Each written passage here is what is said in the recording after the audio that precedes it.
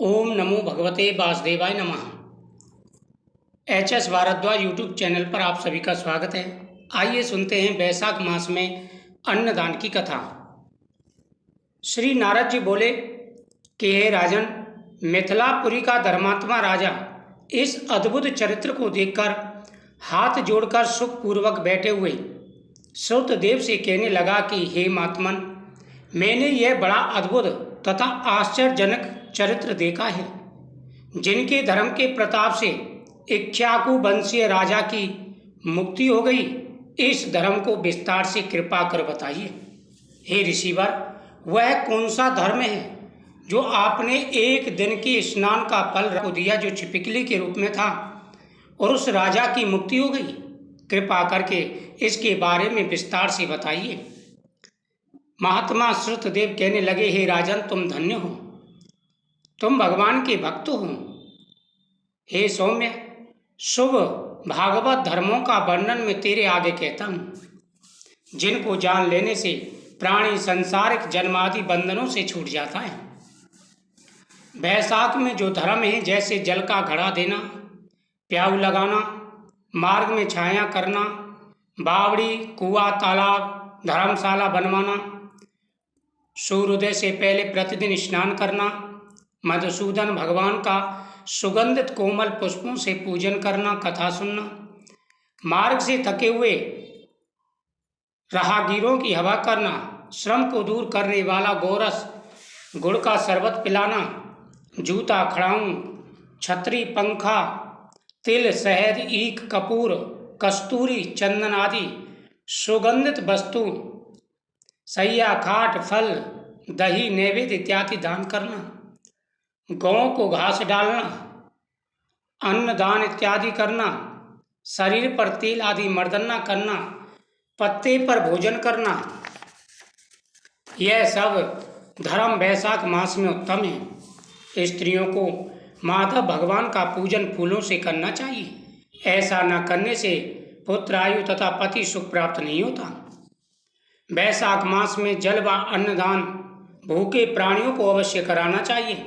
न कराने से पशु और पिशाच योनि मिलती है। हे राजन, मैं अन्नदान न करने की एक अद्भुत कथा तुम्हें सुनाता हूँ, जो खुद मेरे पिता की है। मेरे पिता ने अन्नदान नहीं किया, जिसकी वजह से उनको पिशाच की योनि प्राप्त हुई थी। हे राजन, रेवा नदी के किनारे मेरे पिता पिशाच होकर भूख और प्यास के मारे शिथिल होने से उनकी क्षुधा और तृष्णा बढ़ गई थी। छायाहीन शैवल के वृक्ष के पास अन्न न मिलने के कारण अपना ही मांस खाने से कंठ के बीच में मांस फंस गया। कंठ नली का छिद्र सूक्ष्म हो जाने से पीड़ा के कारण प्राण जाने का भय हमेशा सताता रहता था। कुआं, बावड़ी, तालाब का शीतल जल उनको विष के समान प्रतीत होता था। मैं गंगा यात्रा के निमित्त जा रहा था, तब मार्ग में देवयोग से रेवा नदी के किनारे पर पहुंचा। वहां यह अद्भुत दृश्य देखा कि सालमली के वृक्ष की जड़ में एक पिशाच भूखा प्यासा चिल्लाता हुआ अपना मांस खा रहा है। हे राजन, वह दृश्य देख करके मुझे उस पर दया आई। बड़ा ही भयानक नजारा था।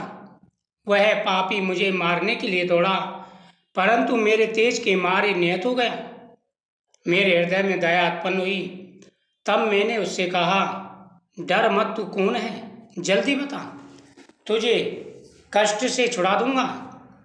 मेरे ऐसा कहने पर अपना पुत्र मुझे ना जान कहने लगा कि पहले मैं आनर्त देश में भूवराक्ष नगर में जन्मा था। हे राजन, उसने मुझे नहीं पहचाना था और ना ही मुझे पता था कि ये वह मेरे पिता हैं। अब वह अपना वृतांत बताने लगा कि आनर्त देश में भवराक्ष नगर में जन्मा था। मेरा नाम मैत्र था और संसित गोत्र में उत्पन्न हुआ था। तप, दान, विद्या और यज्ञादि में मेरी बड़ी निष्ठा थी। मैंने संपूर्ण विद्या पढ़ी और पढ़ाई, संपूर्ण तीर्थों में स्नान किए। हे ऋषिवर, मैंने भिक्षा के लोभ से वैशाख मास में अन्न का दान नहीं किया। इससे विचार होता है किसी कारण मुझे पिशाच की योनि मिली है। अब मेरे घर पर सुतदेव नाम का पुत्र है जो बड़ा ख्यातिवान है। उससे मेरी दशा कह देना, तेरा पिता अन्नदान न करने से स्वर्ग नहीं गया और नर्मदा नदी के तीर पर बड़ा दुखी हो अपना ही मांस खाकर वृक्ष की जड़ में पिशाच बना बैठा है। अतः पिता को पिशाच योनि से छुड़ाने के लिए वैशाख मास में प्रातःकाल स्नान करा विष्णु पूजा और भक्ति पूर्वक जल से मेरा तर्पण करें, फिर किसी ब्राह्मण को अन्नदान करें जिससे मैं विष्णु पद को प्राप्त हो जाऊं। हे राजन, यदि तुम मुझ पर दया करोगे तो तुम्हारा कल्याण होगा। इस प्रकार मेरे पिता ने मुझसे कहा। अपने पिता की ऐसी बात सुनकर दुख के मारे मेरे पांव पर बहुत बड़ा कष्ट आने लगा। मेरे पांव कांपने लगे, मेरा शरीर कांपने लगा और मैं लकड़ी की भांति अपने पिता के पैरों पर गिर पड़ा। कहने लगा, हे पिता, तुम्हारा पुत्र मैं ही हूँ, देव योग से यहाँ गया हूँ। अब तुम्हारे बताए अनुसार यात्रा करके शीघ्र ही घर जा मेष की संक्रांति में विष्णु भगवान के निमित्त अन्नदान अर्पण करूँगा। पिता की आज्ञा अनुसार मैंने तीर्थ यात्रा कर घर आ वैशाख के महीने में अन्नदान किया। तब मेरे पिता पिशाच योनि से मुक्त हो विमान पर चढ़ मुझे आशीर्वाद दे विष्णु लोक को गई, जहाँ से फिर कभी नहीं आना होता।